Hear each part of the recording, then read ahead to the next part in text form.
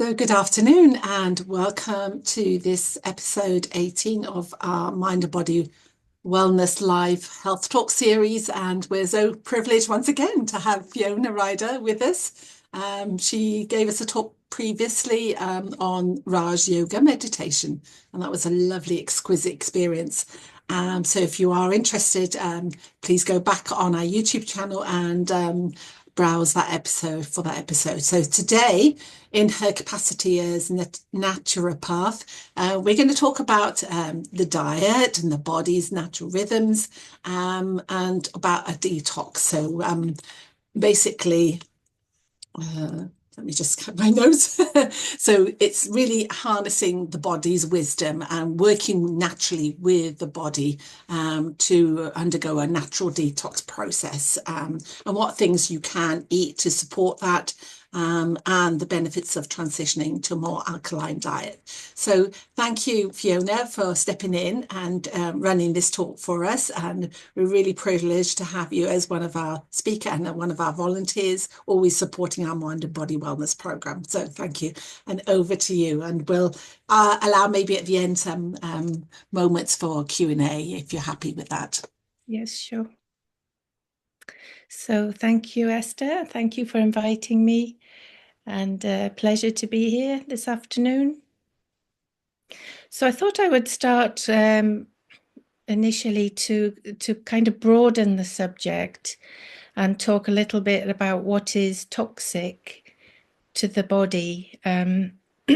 Well, not just the body, actually, because my understanding through Raj Yoga is that we are soul and body. It's like two separate things, actually, combined. The soul is in the body, and there are things that are toxic to the soul, and there are things that are toxic to the body, and both would contribute to ill health.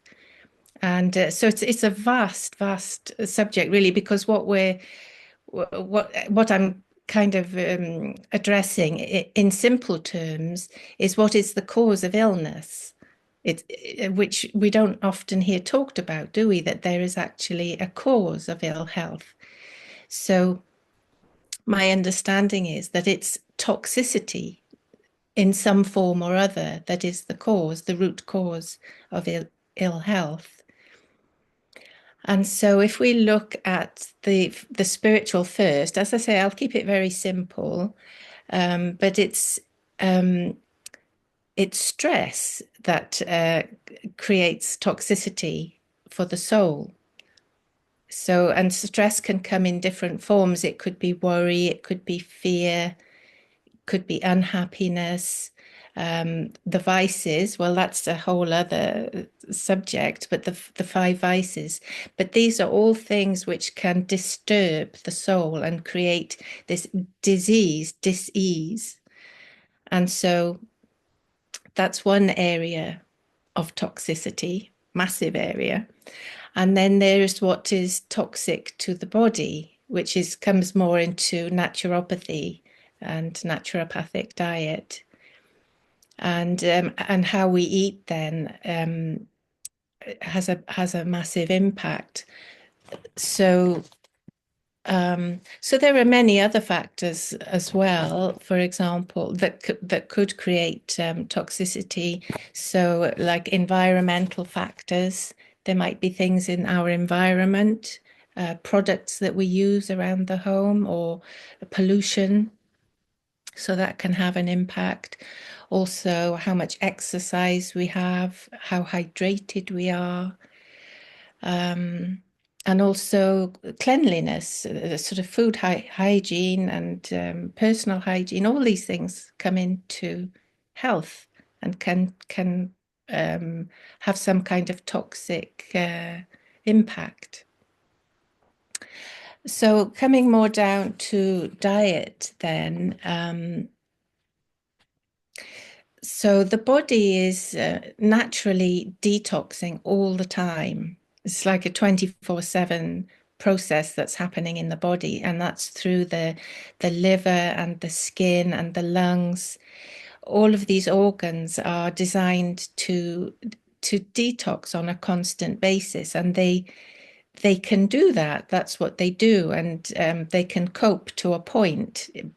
But if we go too far, if we go to excesses, then that process, that system starts to struggle.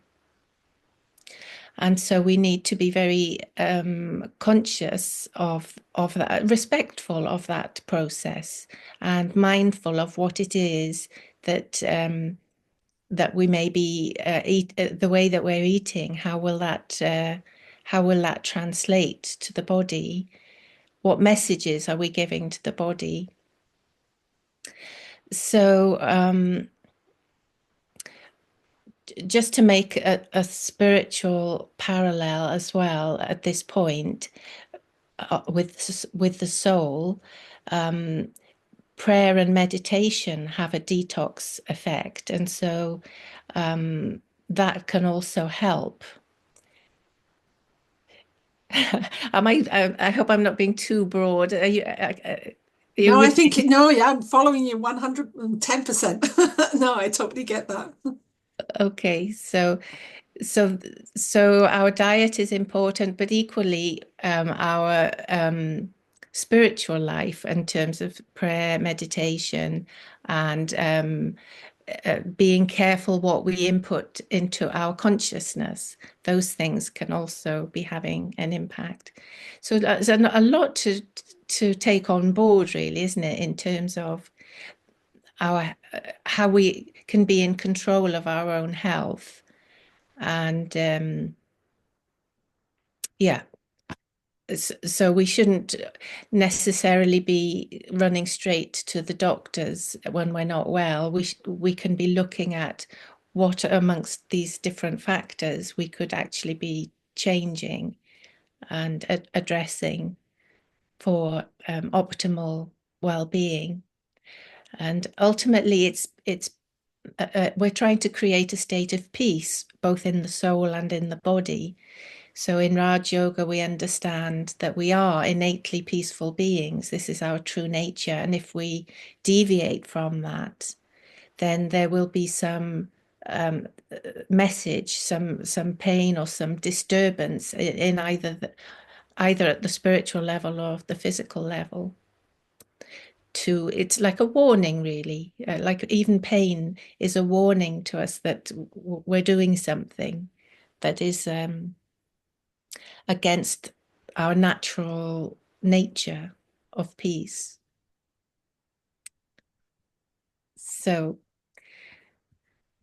so the body is naturally alkaline, and so on a scale of 1 to 10, so 10 is let me get this right now. I think is it? Oh, I've forgotten now. I should have checked this before.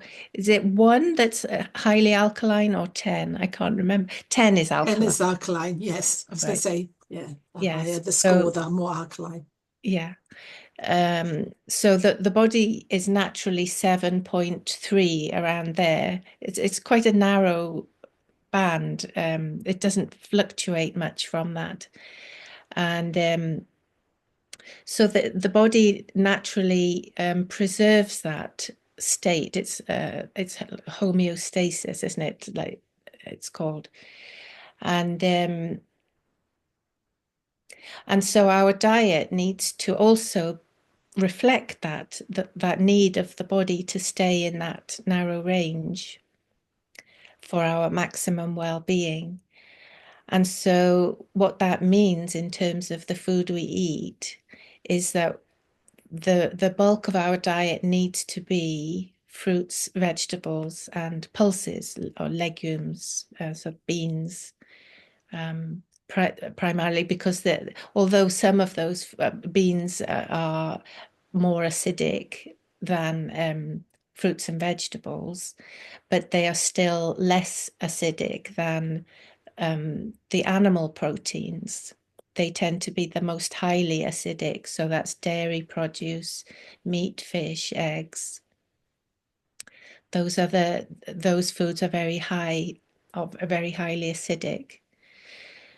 And so we're looking for a roughly 80-20% breakdown. So 80% um, 80% alkaline foods and 20% protein, acidic foods. Am I making sense? Yes, yes, Clear, definitely. Yeah, clear. yeah. It just seems quite a high ratio, when you think, because I mean, obviously we've had the nutrition team from the Aaron Bed and Health Board on before, and they've talked about this eat well plate. And obviously they still warn against the highly processed food and too much in the way of protein or too much in the way of carbohydrates. It's all about that, getting a balanced diet. But I suppose what you're recommending is a little bit further, going a little bit more into more vegetarian towards that. Maybe if you still like the meats, just keep it very, very minimal. Mm. And obviously the lighter choices, isn't it? The poultry is probably better than say the red meat. But yeah. Yeah, but I think this is actually becoming more and more mainstream, what I'm seeing in the media recently. There's a top British cardiologist called Asim Malhotra, and he talks about, he's just launched this new, it's like an online support group, and it's called Metabolic Reset. And he is promoting this diet, although not talking about he's not talking about vegetarian primarily, but he's talking about the Mediterranean diet in particular. He's focusing on that. But I saw on the front, this was the front page of the Times. There was an article, this was last week, and it was some new research which they've done in Tanzania, where so this was vegetarian diet actually. They followed 77 male adults, and this was just over a 2-week period. I can send it on the link actually. Mm. I've made a Okay, note of it. lovely. Yeah, be good. And they were saying they were really taken aback at how much difference it made in just 2 weeks. And Asim Malhotra says this as well, that it's a very quick response that your body has to changing the diet to this more healthy balance of alkaline and in the article they weren't talking about acid alkaline balance, but it's the same Same thing. thing. Mm. It's the same thing. Yeah. But it seems, for it to be on the front page of the Times, and this is new research. And then Asim Malhotra, I think it was only February this year that this was launched, this new program to support people. And he seems to be shifting his work from, he's quite disillusioned, I think, with the way there's this heavy emphasis on medication rather than on prevention through diet. And so he seems to be shifting his focus in his work. Mm. which And which he, sits well with what Thriving Communities is doing. Obviously, we yes, we are very much, adopting that holistic healthcare approach. So allowing people with giving them the knowledge and the strategies and the techniques to take better control of their health, whether that be through the diet, through the types of exercise, through breathing, through meditation, because you obviously talked about the soul aspect as well, having that impact on, that whether it's a detox thing, whether we're actually introducing toxins that way. Yeah. mm. So yeah, it's a very interesting and subject, and isn't it? modern medicine is recognizing the impact of stress as well, isn't it, on overall health? Although it's coming in slowly, isn't it? I think that this change of awareness towards health. I think because maybe our health system is struggling so much. It seems they're more advanced in the States. They call it functional medicine, this alternative medicine. Maybe because they don't have a health service like we do. Do they? No.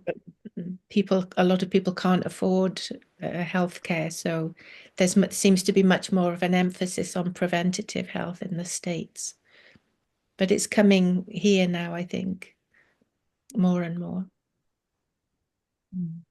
Although you get this idea with the States, isn't it? That they've got very unhealthy diets and a lot of them eat too much and of the wrong food types. But maybe it is changing. I don't know, with the growing understanding of what impacts our long-term health. Yes. So processed food is highly acidic. That's why. And I think sugars and white sugars and all that, they are quite highly acidic. Yes, white sugar and refined carbohydrates, white rice, white flour, anything processed, anything made with those foods that are highly processed is very toxic to the body. And I think it's a strong word, isn't it? Toxic, but I think we need strong words. So what sort of you mentioned sorry, ma'am. Sorry, I said you mentioned about white rice. Is white rice not good? Well, brown rice is the whole food, isn't it? White rice it's like you get like for diabetes, it's not good, is it? Because it's gives a quick release of energy. How shall I put it? Whole foods have a slower release of energy, where like white sugar, white rice, they give a quick spike, don't they? That's my understanding. I think we had to have Fleur give a little talk, and she said that basmati rice was actually better than the standard rice because it is a slower release. I don't know to what extent, percentage wise, it is a healthier rice, but which was music to my ears because I love my basmati rice, and I have tried to buy a brown basmati, but it takes forever. It's so lovely. I do eat white rice. I do not every day, but it is a lovely food. Yeah. But I suppose what we are always talking about is like we have to just start with the awareness. What is it we're eating, and make a progression and a definite step towards shifting the balance from acidic to alkaline type foods. And I know you do sort of. I don't know whether you can recommend any book or any resource that at the end maybe that people could go and look, because what I'm struggling is like sometimes with the lifestyle I have, so much cram so much, and I think there's a lot of people are in this category. You know, we're very busy people. I've got 2 jobs and plus a family and 2 children still at home.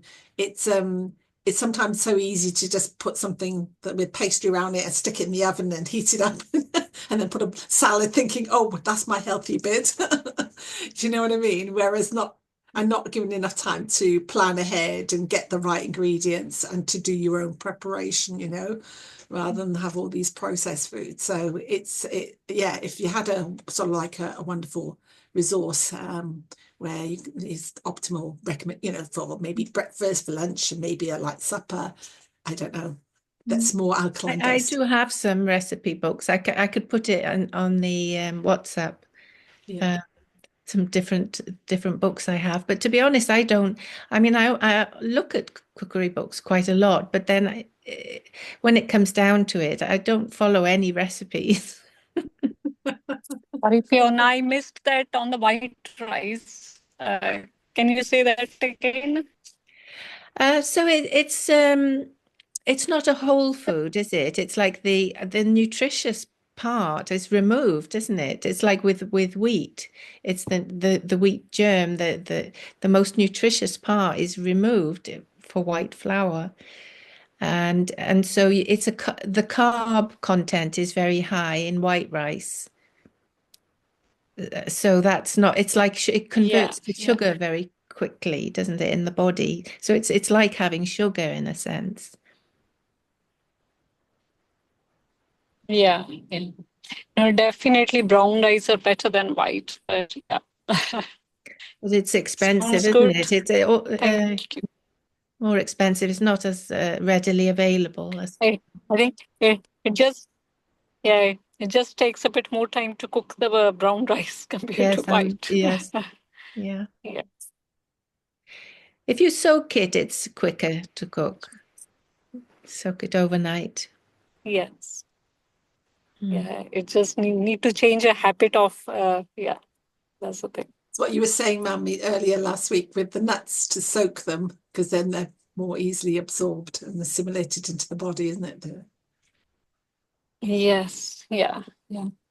No, sounds good. Definitely brown rice, brown pasta. Yeah. Or people. Yeah. We just need to change our habits. Yeah, I agree. Thank you, Fiona. Good to see you, Saru. I can see you now. Yeah, I was just doing some bits. I thought I'll catch up with you later. But yeah, it's a lovely discussion going on, and this is exactly what I'm reading these days. So yeah, I'm Wow. feeling that reinforced about it. Mm. Yeah. Yes. Yeah, definitely. Yeah. Yeah. But no, I totally agree with Fiona with the alkaline diet. And yeah. And also, in our talks, we also mentioned about alkaline water. Alkaline water can heal the body and can heal various diseases as well.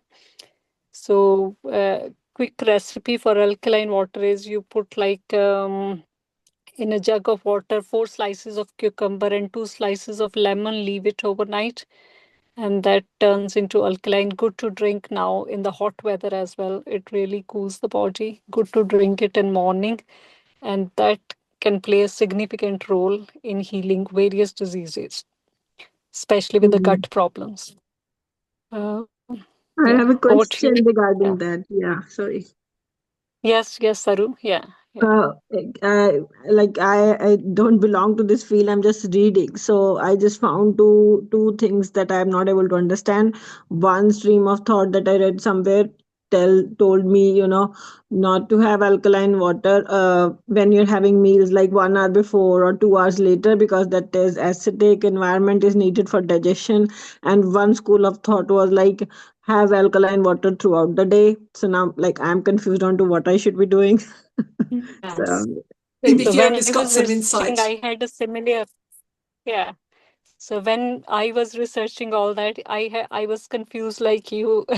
So, but then I got my answer. I asked somebody with the Ayurvedic experience and all that. So she mentioned that it's best to drink alkaline water in the morning, yeah. maybe a glass or two in the morning when you wake up.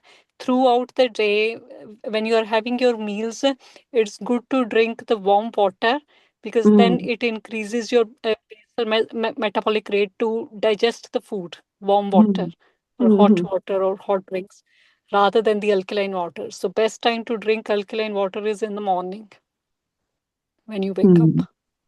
Yeah, Yeah, thank you. not throughout the day. Yeah, Today, but what good. happened is that I woke up and I had some irritation, and it turned out that it was just I was having a little bit of UTI. So I thought I'll make some alkaline water. So I took a jar, put on lots of cucumber and all stuff. So that's why I was at home, working from home today and drinking my Ah, water. Well, it was not standing overnight, but it was really soothing. It felt really good. And yeah, I don't yes. know how it goes, but I'm feeling little better after, doing this for around 6 hours. Even though the water was not standing, it would just, um, Yeah, hmm. So, Even sounds I good. heard that. Over to you, Fiona. Yes. Sorry. yeah. No, I said over to you, Fiona.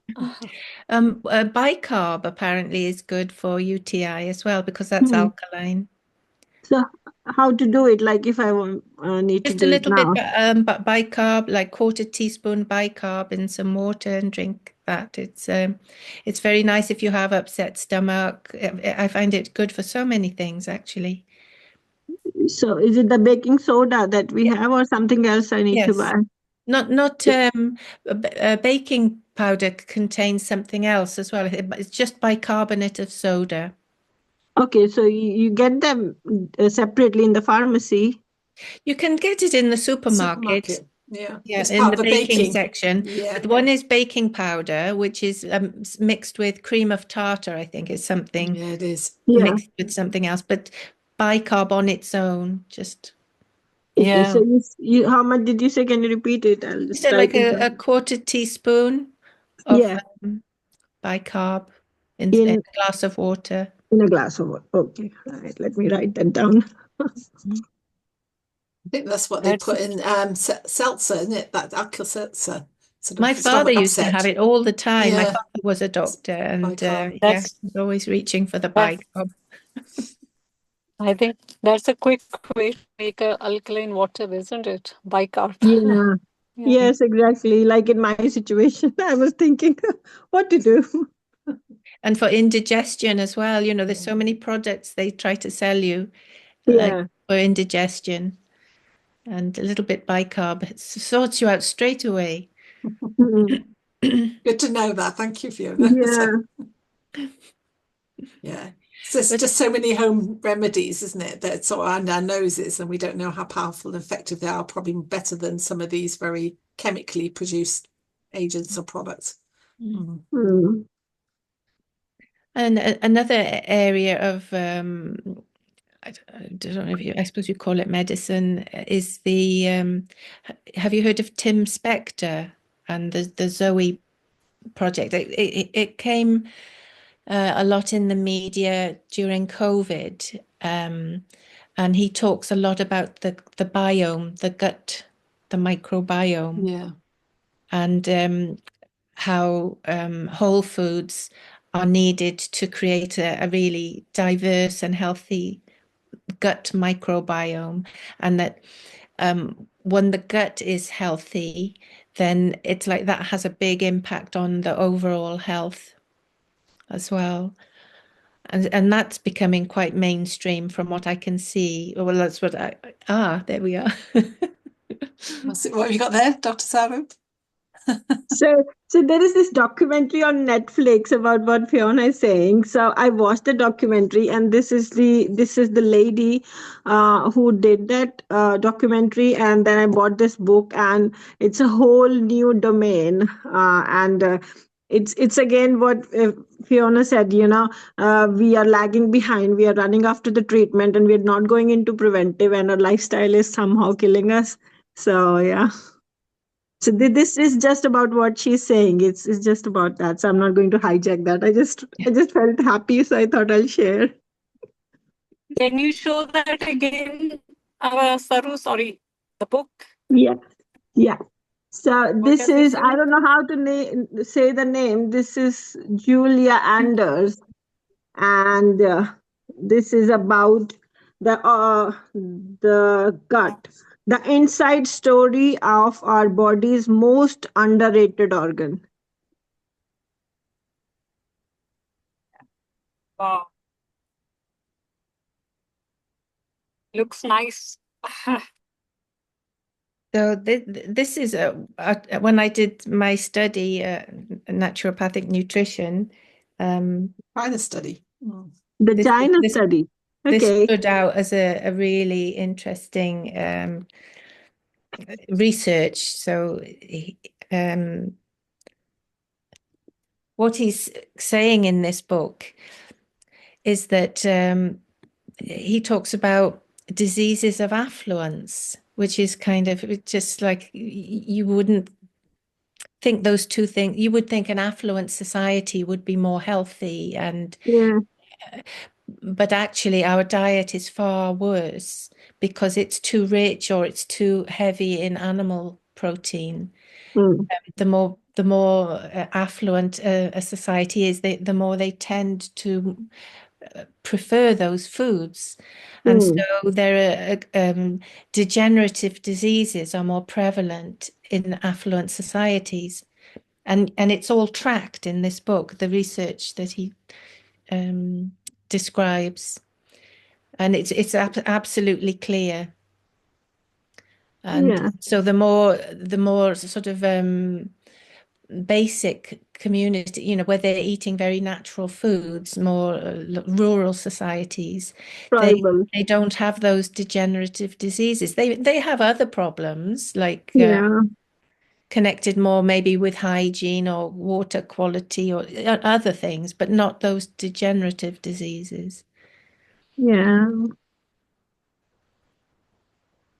I agree. When I was in India and we have those rickshaw pullers, so if you're sitting in a rickshaw and you're behind that person who's pulling the rickshaw, and I look at his body, so most of the times they are bare chested and you can see their proper muscles on the back.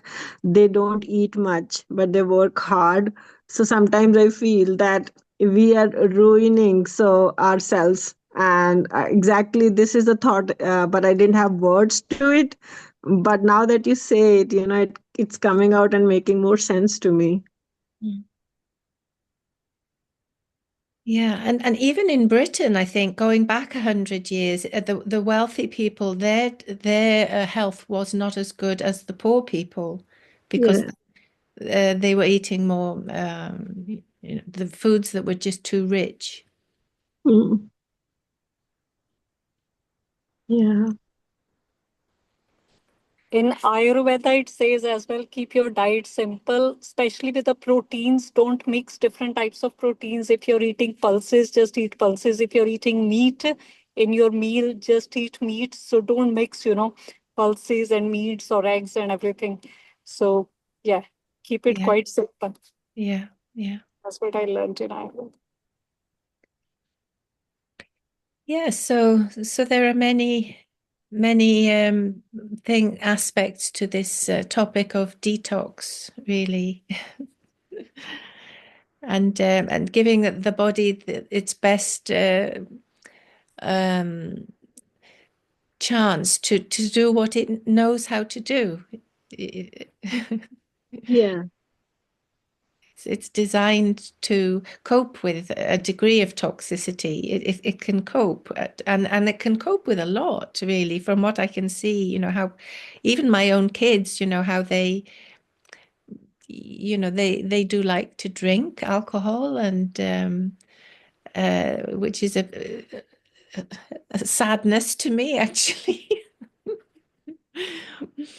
But that's the culture, that's you can't really change that, can you? What they grow up with, what's all around them, and they think I'm sort of weird in some way, just because I have that attitude.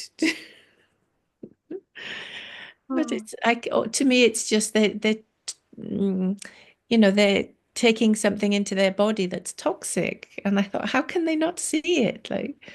But there we are. Dr. Saru, yes, you wanted to speak some. Yes, exactly. I want some guidance on this because I struggle with all the time, because once you know it and then you are doing it, you are making the changes, but you can't force it on your family. And but as a mother, I find it very difficult, as a wife, as a mother, I find it very difficult to keep quiet. And it is emotionally also disturbing for me at times. It's not that my family is having a very bad kind of a lifestyle. It's not like that. It's like the tiny bits that but you're not able to implement in your family. So I'm just curious how you all manage. How do you cope up with these things?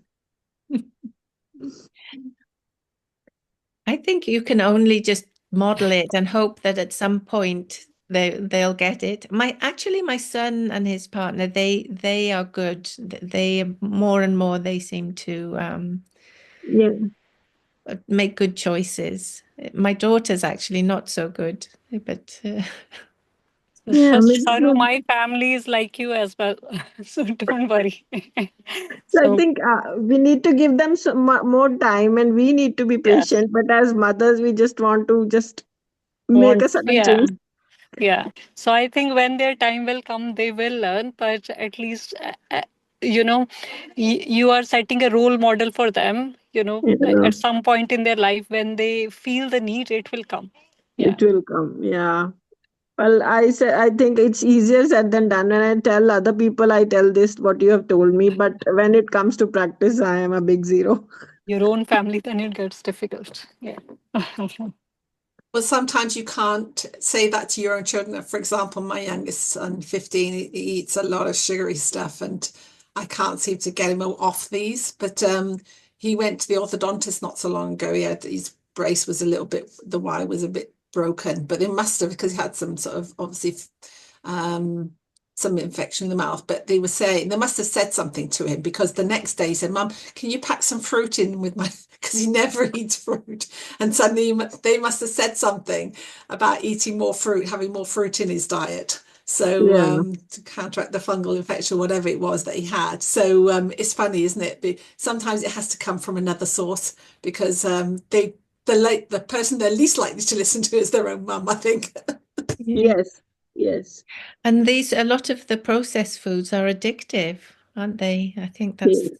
the We need to difficulty. we need to be making more and more of these date balls, energy balls, Fiona's energy Fiona, balls. Fiona, I miss your Get him on energy those. balls. Yes. Because my son did eat them. He didn't mind them. So maybe Oh, I need to Yeah. make more of an effort and make more of those, so he can have those as lunchtime snacks instead of all the well, it took me 2 having years. chocolate Actually, and all that. I was addicted to chocolate. You know, Definitely. It took me 2 you know, years.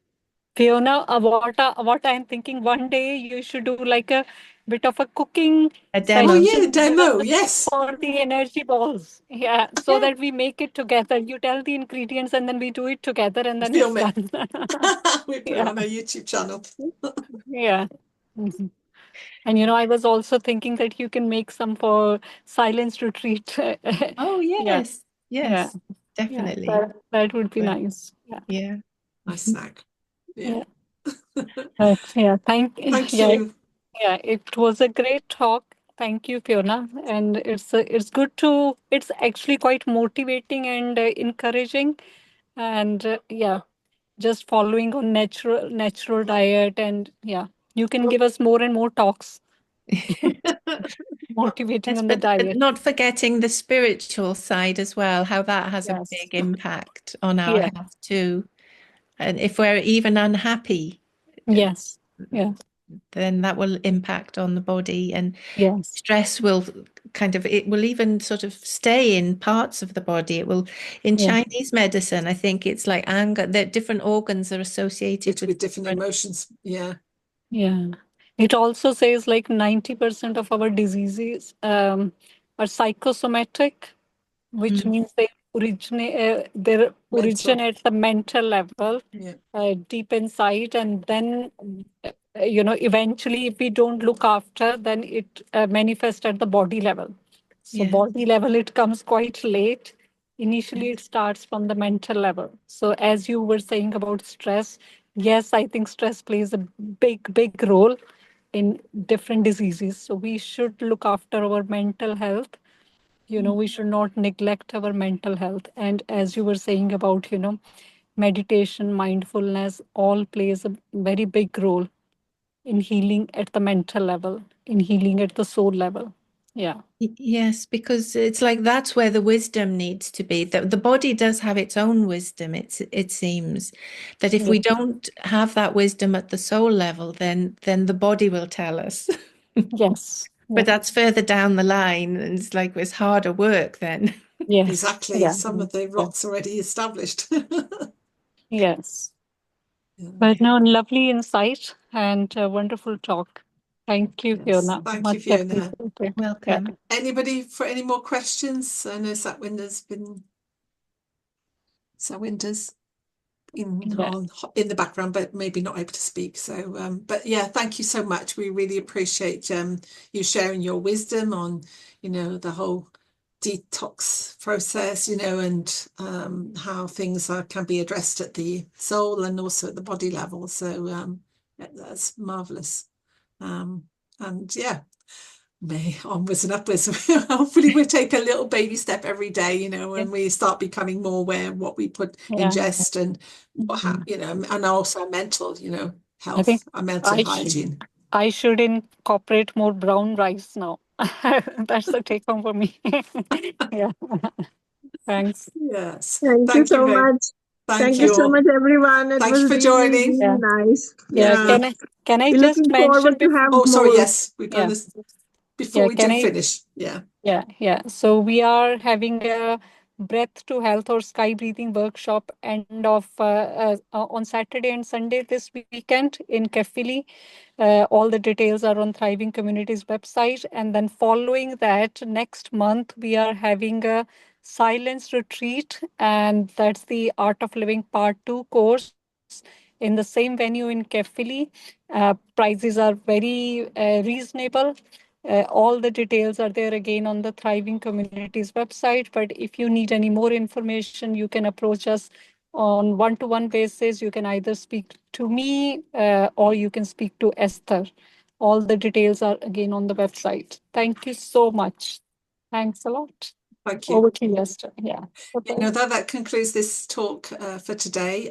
So yeah, you've mentioned all the forthcoming workshops with regard to the progression of the mind and body wellness program. So this comes under that banner of Thriving Communities. So yes, and this will be the first silence retreat that we're hosting. So really excited about that, because that'll be my first exposure to being silent for a whole weekend. That's going to be a challenge. But I understand that there's huge healing benefits on all levels. So looking forward to that. Good detox. Detox. Yes, it's a soul detox as well as a body detox. Yeah, because we're going to go on a very Ayurvedic diet, so quite alkaline. and Plus lots we're of working on this, meditation. and lots of meditation for the soul. Yeah. Detox. Yeah. Yeah. So thank you very much. Yeah. Thank Bye you. bye. Bye-bye. Bye bye.